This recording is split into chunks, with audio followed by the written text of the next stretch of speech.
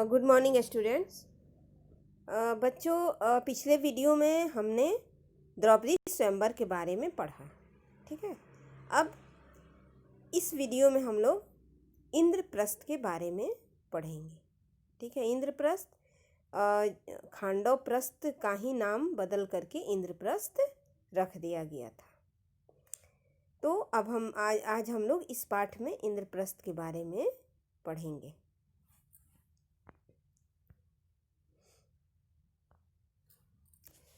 द्रौपदी के स्वयंवर में जो कुछ हुआ था उसकी खबर जब हस्तिनापुर पहुंची तो विदुर बड़े खुश हुए।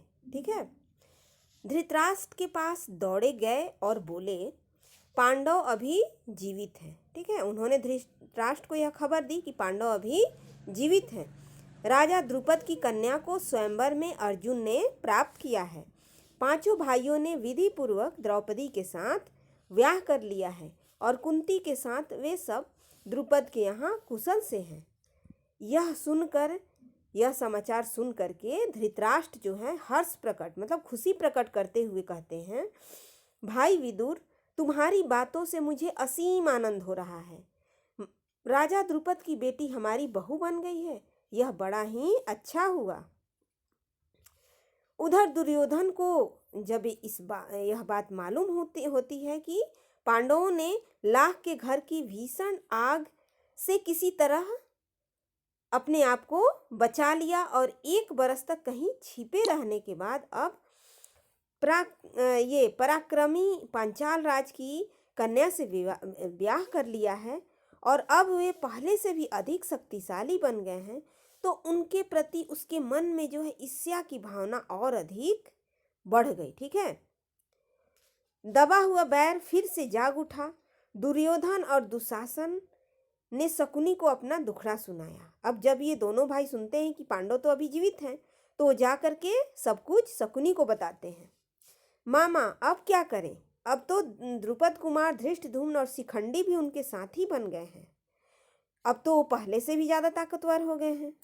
उसके बाद कर्ण और दुर्योधन धृतराष्ट्र के पास गए और एकांत में उनसे दुर्योधन ने कहा, पिताजी, जल्दी ही हम ऐसा कोई उपाय करें जिससे हम सदा के लिए निश्चिंत हो सके। ठीक है, धृतराष्ट्र कहते हैं, बेटा, तुम बिल्कुल ठीक कहते हो, तुम ही बताओ अब क्या करना चाहिए।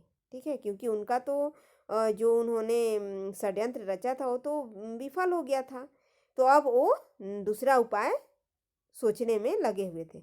दुर्योधन कहता है, तो फिर हमें कोई ऐसा उपाय करना चाहिए जिससे पांडव यहाँ आए ही नहीं, क्योंकि यदि वे इधर आए तो जरूर राज्य पर भी अपना अधिकार जमाना चाहेंगे। इस पर कर्ण को हंसी आ गई। उसने कहा, दुर्योधन, अब 1 साल बाहर रहने और दुनिया देख लेने से उन्हें काफ़ी अनुभव प्राप्त हो चुका है। एक शक्ति संपन्न राजा के यहाँ उन्होंने शरण ली है। ठीक है, महाराज द्रुपद के यहाँ जो उन्होंने शरण ली थी, तो द्रुपद क्या थे? संपन्न, बहुत ही शक्तिशाली राजा थे। 30 पर उनके प्रति तुम्हारा वैर भाव उनसे छिपा नहीं है, इसलिए छल प्रपंच से अब काम नहीं बनेगा। आपस में फूट डालकर भी उनको हराना संभव नहीं। राजा द्रुपद धन के प्रलोभन में पड़ने वाले व्यक्ति भी नहीं है। लालच देकर उनको अपने पक्ष में करने का विचार बेकार है। पांडवों का साथ वे कभी नहीं छोड़ेंगे। द्रौपदी के मन में पांडवों के प्रति घृणा पैदा हो ही नहीं सकती। ऐसे विचार की ओर ध्यान देना भी ठीक नहीं है। ठीक है, कर्ण दुर्योधन को समझाते हैं कि जो पांडव जो हैं अब 1 साल बाहर रहने के बाद और महाराज द्रुपद की पुत्री से ब्याह करने के बाद और अधिक शक्तिशाली हो गए हैं। अब हमारे पास केवल एक ही उपाय रह गया है और वह यह है कि पांडवों की ताकत बढ़ने से पहले उन पर हमला कर दिया जाए। कर्ण कहते हैं कि पांडवों की ताकत और अधिक बढ़े, इससे पहले उन पर हमला कर देना चाहिए। कर्ण तथा अपने बेटों की परस्पर विरोधी बातें सुनकर धृतराष्ट्र इस बारे में कोई निर्णय नहीं ले सके। धृतराष्ट्र की समझ में नहीं आ रहा था कि वे क्या करें। वे पितामह भीष्म तथा आचार्य द्रोण को बुलाकर उनसे सलाह मशविरा करने लगे। पांडु पुत्रों के जीवित रहने की खबर पाकर पितामह भीष्म के मन में भी आनंद की लहरें उठ रही थी। भीष्म ने कहा, बेटा, वीर पांडवों के साथ संधि करके आधा राज्य उन्हें दे देना ही उचित है। आचार्य द्रोण ने भी यही सलाह दी। अंग नरेश कर्ण भी इस अवसर पर धृतराष्ट्र के दरबार में उपस्थित थे। ठीक है। पांडवों को आधा राज्य देने की सलाह कर्ण को बिल्कुल भी अच्छी ना लगी।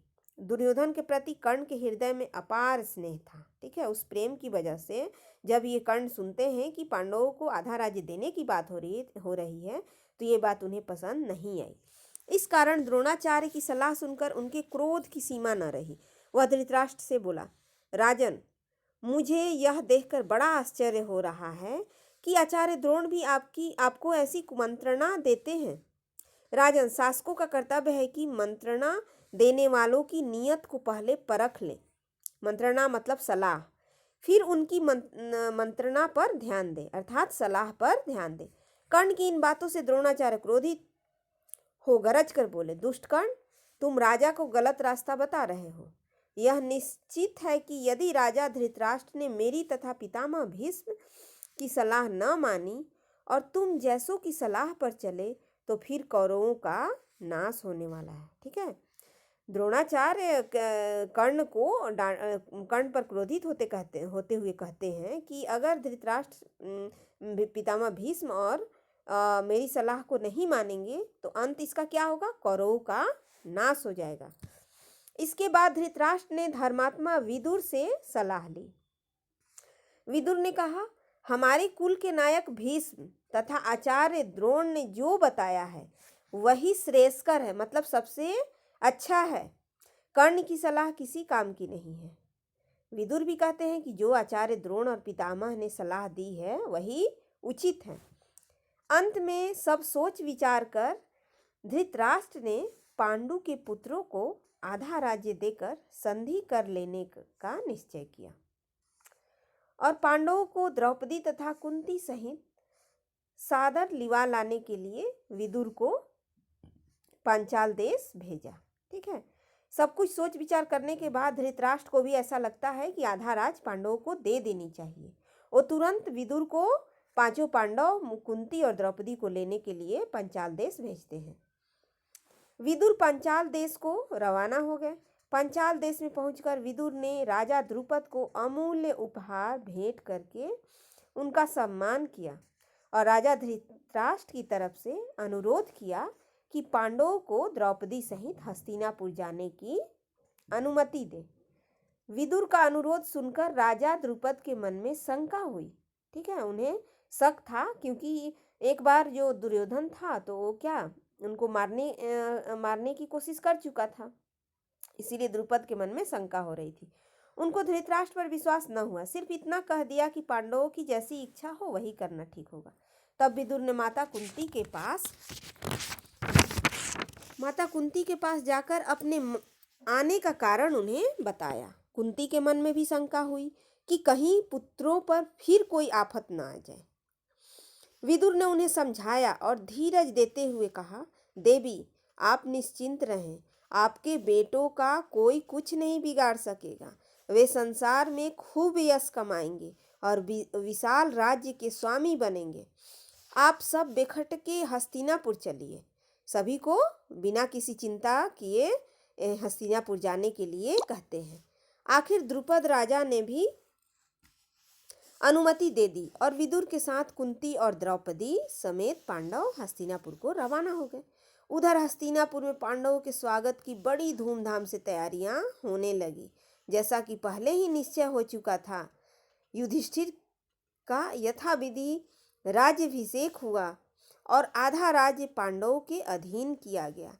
राज्याभिषेक के उपरांत युधिष्ठिर को आशीर्वाद देते हुए धृतराष्ट्र ने कहा, बेटा युधिष्ठिर, मेरे अपने बेटे बड़े दुरात्मा हैं। एक साथ रहने से संभव है कि तुम लोगों के बीच और बैर बढ़े।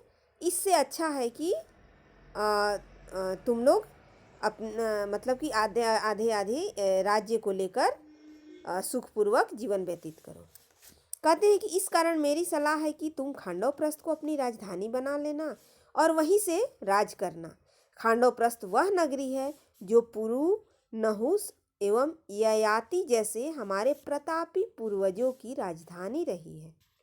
हमारे वंश की पुरानी राजधानी खांडवप्रस्थ को फिर से बसाने का यश और श्रेय तुम्ही को प्राप्त हो। धृतराष्ट्र के मीठे वचन मानकर पांडवों ने खांडवप्रस्थ के भग्नावशेषों पर, जो कि उस समय तक निर्जन वन बन चुका था, मतलब कि वहाँ एकदम पथरीला कंकड़ीला जगह, ठीक है, खांडवप्रस्थ जो था वो क्या था, जब वहाँ पांडव पहुँचते हैं तो उस समय तक क्या था, एकदम निर्जन वन की तरह बन चुका था। न तो वहाँ कोई उपज होती थी, मतलब एकदम बंजर भूमि की तरह। निपुण शिल्पकारों से एक नए नगर का निर्माण कराया। ठीक है, पांडव क्या करते हैं कि एक निपुण मतलब कि कुशल, पूरी तरह से कुशल शिल्पकार से वहाँ एक नए नगर का निर्माण कराते हैं। सुंदर भवनों, अभेद्य दुर्गों आदि से सुशोभित उस नगर का नाम इंद्रप्रस्थ रखा गया। इंद्रप्रस्थ की शान एवं सुंदरता ऐसी हो गई कि सारा संसार उसकी प्रशंसा करते न थकता। अपनी राजधानी में द्रौपदी और माता कुंती के साथ पांचों पांडव 23 वर्ष तक सुखपूर्वक जीवन बिताते हुए न्यायपूर्वक राज्य करते रहे।